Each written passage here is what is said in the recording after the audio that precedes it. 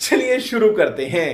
परेशान हो गए हम लोग 2.5 साल से, ये भी परेशान हो गए, हम भी परेशान हो गए, करो फिर। कर्नाटक में आप ही की पार्टी के अध्यक्ष ने कहा कि वही वादा करो जो आप पूरा कर सको।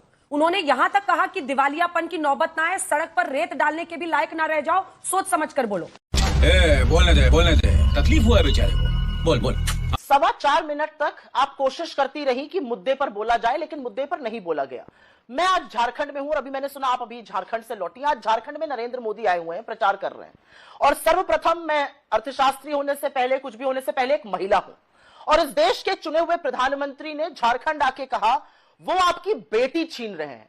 जिस देश में बेटी को पूजा जाता है, वहां आकर बेटी के बारे में यह शब्द वही व्यक्ति कह सकता है जिसके मन में महिला के लिए रत्ती भर सम्मान नहीं है, अन्यथा यह कहना बहुत मुश्किल था। मुझे लगता था कि मुजरे और मंगलसूत्र से आगे नहीं गिर सकते हैं, लेकिन मोदी जी ने उससे भी घटिया वक्तव्य देकर, उससे भी ज्यादा पद की अपनी गरिमा को, अपने आप को, अपनी भाषा को, अपनी मर्यादा को तार कर दिया, यह कहकर कि वो आपकी बेटियां छीन रहे हैं। बेटियों को इस देश में पूजा जाता है। सबसे पहले तो मैं यह कहना चाहती हूं, मुझे लगता है भारतीय जनता पार्टी को माफी मांगनी चाहिए, नरेंद्र मोदी को माफी मांगनी चाहिए।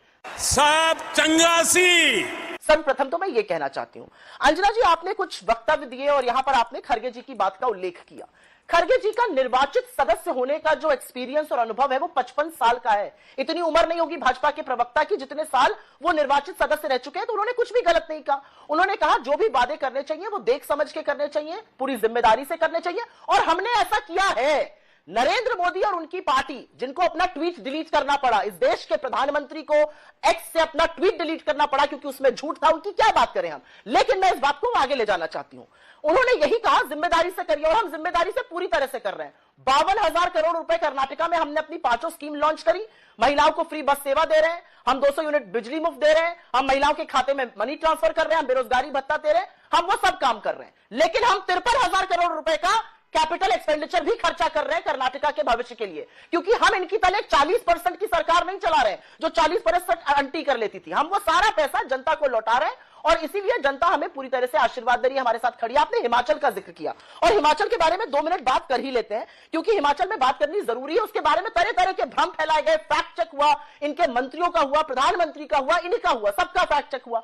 हिमाचल की क्या असलियत है? हिमाचल की सरकार 1 महीने में 2 बार तो सैलरी दे देती है। हिमाचल की सरकार ने 11% तो महंगाई भत्ता बढ़ा दिया। हिमाचल की सरकार ने पहली ऐसी सरकार बनी जिसने दूध पर एमएसपी लागू किया। भैंस के दूध पर 45 रुपए प्रति लीटर, गाय के दूध पर 55 रुपए प्रति लीटर। वहां पर महिलाओं के खाते में 1500 रुपए डाला जा रहा है। कक्षा 1 से आगे की पढ़ाई अंग्रेजी मीडियम की लड़कियों की मुफ्त करने की बात करी गई है। इसमें क्या गलत है? 680 करोड़ का स्टार्टअप फंड बनाया गया हिमाचल में। मुझे लगता है यह सर्वांगीण विकास है। लेकिन क्योंकि आपने इसको रेवड़ी कहा, और इसमें कोई गलत बात नहीं, आप कह सकती हैं ये बात। मैं अब अपनी अर्थशास्त्री की बात कह देती हूं। 30 सेकंड में आपसे एक बात पूछती हूं मैं। अभी मजा आएगा ना भिड़ो। गरीब के लिए करना, मजदूर के लिए करना, किसान के लिए करना, और तेलंगाना की हमारी सरकार ने 22 लाख किसानों को कर्जे से मुक्त किया, उनके लिए करना रेवड़ी है।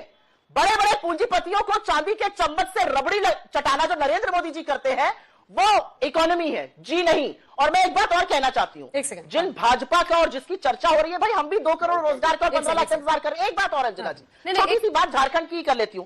झारखंड में कह रहे हैं 500 रुपए में, 1 मिनट अंजना जी, झारखंड में घोषणा पत्र में कहा है 500 रुपए में सिलेंडर देंगे। अरे राजस्थान में दे दीजिए, होली दिवाली यूपी में देने वाले थे वहां दे दीजिए, 19 राज्यों में सरकार वहां दे दीजिए, कहीं नहीं देंगे। जुमले हैं इनके। 2100 रुपए यहां देंगे और कहीं नहीं देंगे। जहां चुनाव जाएगा वहां बड़ी बड़ी बड़बोली बातें करेंगे। एक काउंटर क्वेश्चन है, ठीक है? जली ना, तेरी भी जली ना। काउंटर क्वेश्चन है, छोटा सा जवाब दीजिएगा, उसके बाद मैं आ रही हूं। आपको पता है इस वक्त कर्नाटक पर कितना लोन है, कितना कर्ज है? 5 लाख करोड़ रुपए। और अगर ये जितने वायदे 5 हैं ये ऐड किए जाएं, अभी तक 60,000 करोड़ खर्च हुआ है, 1,14,000, यानी कुल जो कर्ज हो जाएगा वो 6.25 लाख करोड़ के ऊपर हो जाएगा सिर्फ कर्नाटक में। अब हिमाचल पर आइए। देखिए, काउंटर करने के लिए कई बातें कही जा सकती हैं, लेकिन एक स्टेट पर कर्ज कितना है इसको तो देखा जाएगा ना। हिमाचल नहीं, आप सुनिए ना, हिमाचल में भी हम आपको बता देना, हिमाचल में भी 10,000 करोड़ रुपए की देनदारियां बकाया है और 94,000 करोड़ का जो भारी भरकम कर्ज अभी है। एक कर्ज को खत्म करने के लिए और कर्ज लेना पड़ रहा है। आपको नहीं लगता है कि यह स्थिति बहुत गंभीर है? और इसकी गंभीरता आपके अध्यक्ष ने देखी है। छोड़ दीजिए बीजेपी के नेता क्या कहते हैं। अभी बताता है भाई, अभी बताता है, अभी किया ना, अभी बताता है। You have hit the nail on its head. अंग्रेजी में एक सेइंग है, आपने बिल्कुल कील को उसके सिर पर दे मारा। बिल्कुल सही बात कही है। 55 लाख करोड़ इस देश के ऊपर कर्जा था जिस दिन नरेंद्र मोदी इस देश के प्रधानमंत्री बने थे। 220 लाख करोड़ कर्जा है, सारे प्रधानमंत्रियों का रिकॉर्ड तोड़ दिया। ये पैसा कहां जा रहा है, ये मैं जानना चाहती हूं। हम तो चलिए जनहित योजनाओं की बात कर रहे हैं। 55 लाख करोड़ से 55,000 करोड़ से 215 लाख करोड़ पहुंचा दिया। नरेंद्र मोदी जी ने यह काम किया है। मैं जानना चाहती हूं ये पैसा कहां जा रहा है। हिमाचल की आप बात कर रही हैं, सही आपने आंकड़ा दिया।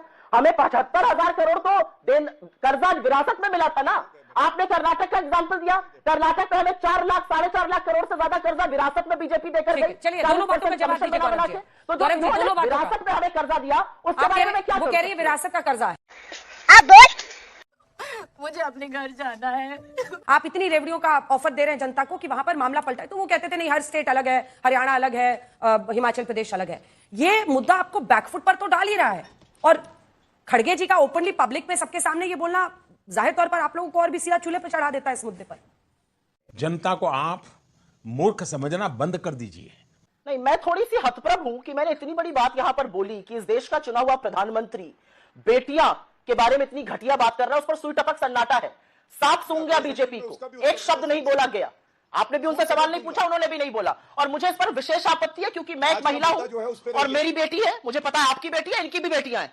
इस तरह से बातें नहीं करनी चाहिए। देश के प्रधानमंत्री को घटिया शर्मनाक बयान नहीं करना चाहिए था। बीच में मत बोलिए, मैं आपके बीच में नहीं बोली थी। तमीज से डिबेट कर लीजिए। आपकी हर बात का जवाब दे रही हूं, आपके झूठ का पर्दाफाश कर रही हूं। सुनिए राज्यों के नाम। उत्तर प्रदेश पर कर्जा है 7,70,000 करोड़ का।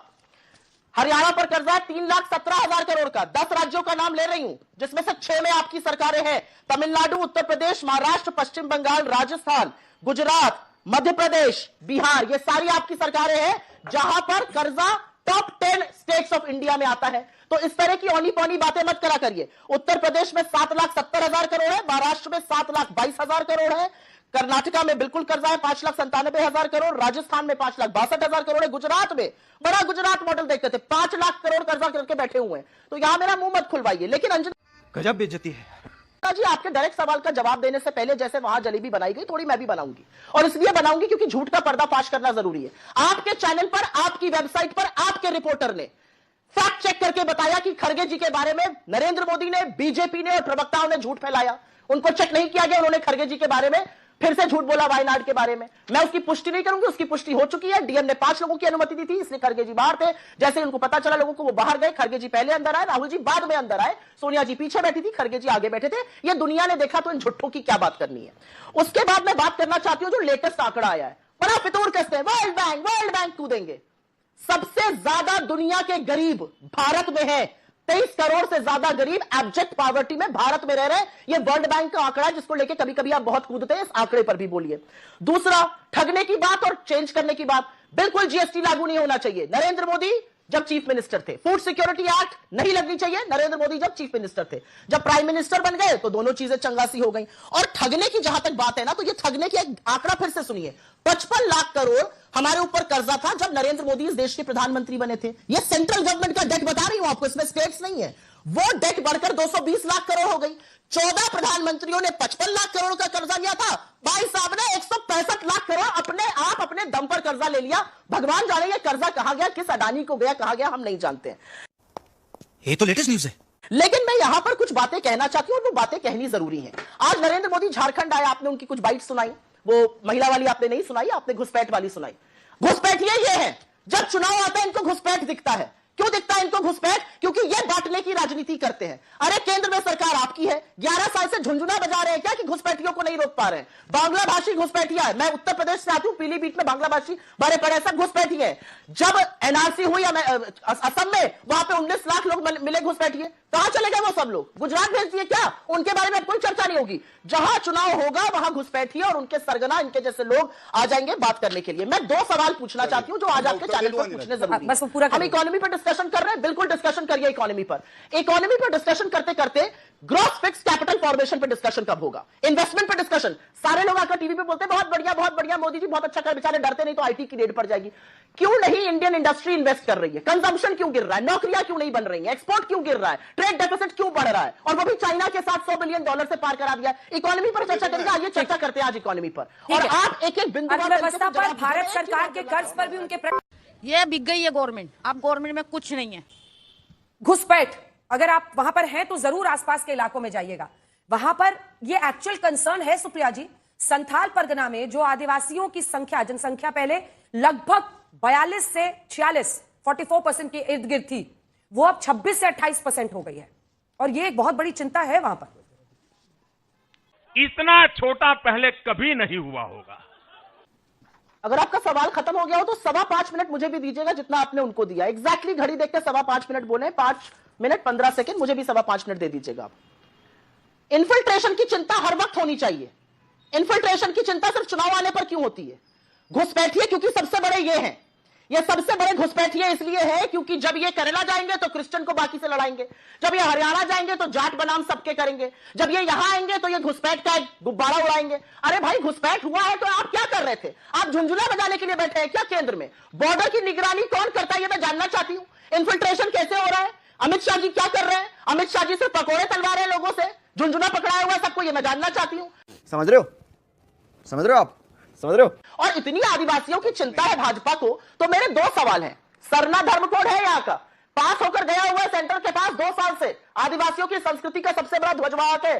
2 साल से सरना धर्म कोड को छू नहीं पाई है भाजपा, कुछ नहीं कर रही है, मुंह में दही जमाए बैठी है। पहली चीज, आप मुझे एक बात बताइए, यहां पर बड़ी चिंता हो रही है आदिवासियों की। आदिवासियों का जो आरक्षण 26% से बढ़ा के 28% किया गया, केंद्र सरकार उस पर क्यों नहीं मोहर लगा रही है? जो ओबीसी आरक्षण 14 से बढ़ा के 27 यहां किया गया, यहां की सरकार ने क्यों नहीं उस पर मोहर लगा रही है? जो एससी आरक्षण बढ़ा के 10 से 12% किया गया, क्यों नहीं लगा रही है? ये प्रवक्ता नहीं समझेंगे, लेकिन इन्फिल्ट्रेशन सब लोग समझते हैं। इनको रटा रटाया व्हाट्सएप पर जो मिलता है खर्रा, वो पढ़ते हैं आकर।